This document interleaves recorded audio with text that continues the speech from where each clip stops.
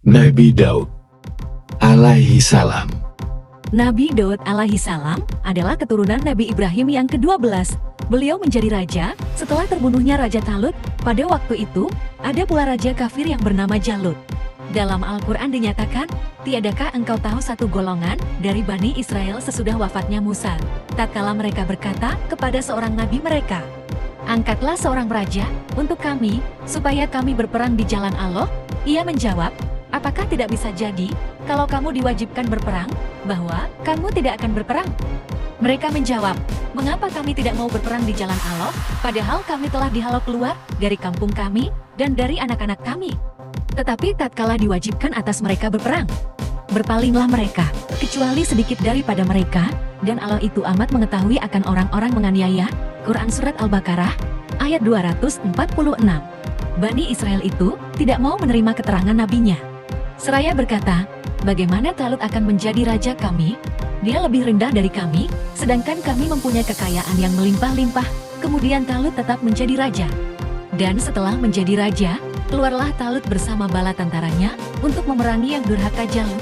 Dikala itu, Talut berkata, kita lewat sungai ini, tetapi Allah akan menguji imanmu dengan melarang minum air ini. Siapa yang minum air mereka tidak termasuk orang-orang yang beriman. Kemudian apa yang terjadi? Mereka minum air sungai itu karena mereka sangat haus, sedangkan yang beriman tetap patuh tidak minum air itu, kecuali seteguk saja sebagai pelepas haus. Sewaktu Talut melewati sungai itu dan telah dekat untuk berperang, mereka yang tipis imannya mundur dari medan perang, dan yang kuat imannya kepada Allah tiada takut sedikit pun berhadapan musuh yang kuat. Walaupun mereka hanya sedikit, firman Allah dalam Al-Quran, banyak golongan yang sedikit dapat mengalahkan golongan yang banyak dengan izin Allah, dan Allah beserta orang-orang yang sabar. Quran Surat Al-Baqarah, ayat 249. Dalam peperangan ini, Jalut mati terbunuh oleh salah seorang bala tentara yang bernama Daud. Kemudian tentara Jalut menyerah, dan Daud diangkat menjadi raja. Nabi Daud alaihi salam terkenal dengan suaranya yang merdu, tak ada yang menandinginya. Inilah karunia dan rahmat Allah yang dicurahkan kepadanya, dan menjadi mukjizat kenabiannya. Karena bagusnya suara beliau, maka jika ia membaca kitab Zabur dengan nyanyian yang merdu, maka jika terdengar oleh orang-orang yang sakit menjadi sembuhlah mereka, juga air dan angin pun menjadi tenang.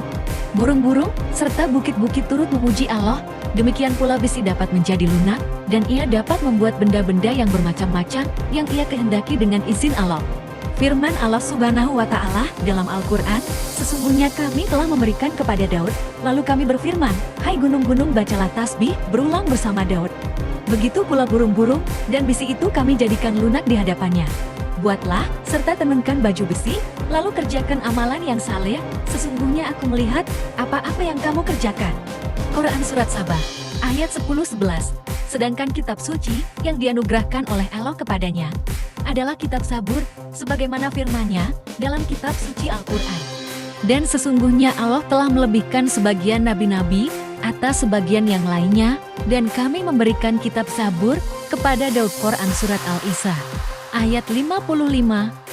Beliau meninggal dalam usia 100 tahun lebih 6 bulan, dan dimakamkan di Baitul Maqdis. Like and share.